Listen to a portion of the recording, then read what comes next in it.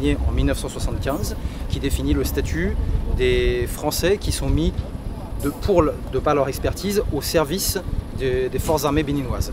Il faut savoir qu'il y a également des coopérants qui existent dans d'autres domaines. Je pense à la police, je pense aux douanes. Le but, c'est d'apporter une expertise pour structurer un projet au profit de l'armée béninoise.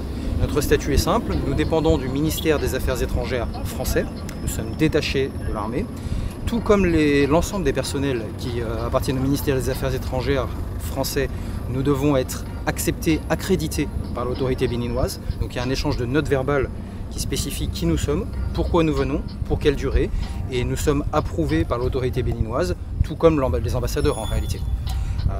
Le statut que nous avons en revanche, c'est que nous ne sommes pas des diplomates, nous travaillons au profit d'une structure et nous sommes insérés dans la structure pour pouvoir travailler correctement. Vous avez un coopérant qui travaille au niveau de l'armée de terre, vous avez un coopérant à la marine nationale, vous avez un coopérant à l'état-major général des armées, vous avez des coopérants pour les écoles nationales à vocation régionale, l'académie logistique de Ouidah, le CPADD d'ici. Et moi je travaille au profit de la direction des écoles et des sports, c'est-à-dire l'organisme interarmé qui chapeaute l'ensemble de la formation des militaires béninois. Depuis les gens qui sont en lycée militaire, jusqu'aux gens qui sont en école nationale des officiers, des sous-officiers pour la formation initiale, puis l'école nationale supérieure des armées à Porto Novo, et jusqu'aux gens qui suivent le cursus de l'école de guerre à l'étranger. Moi, mon rôle consiste à appuyer la direction des écoles et du sport sur l'ensemble des projets qu'elle veut mettre en œuvre. Par exemple, quand la direction des écoles et des sports dit « nous souhaiterions envoyer des stagiaires béninois se former en France sur tel aspect », ça passe par moi qui fait le lien avec la direction de la coopération de sécurité et de défense, mon employeur, au ministère des Affaires étrangères français, et qui essaie de réserver les places, de trouver les billets d'avion et de suivre cette formation.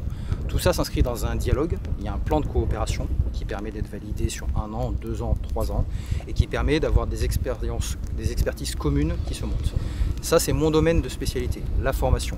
D'autres vont travailler sur d'autres domaines, dans le domaine de l'armée de terre, dans le domaine des douanes, dans le domaine de l'Académie des frontières, par exemple.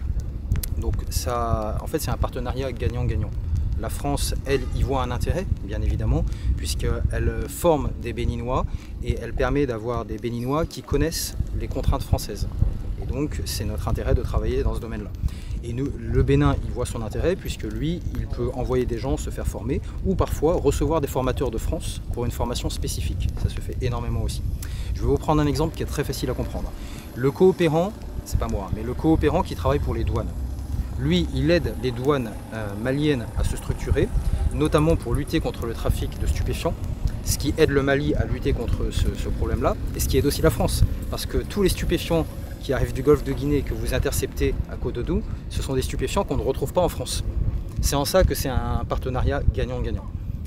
Dans le domaine militaire, voilà, mon rôle, moi, c'est d'appuyer la partie formation. J'ai servi dans les écoles de formation françaises, donc j'ai une expertise en la matière, et je la mets au service de l'armée béninoise, selon les ordres qui me sont donnés par le chef d'état-major général.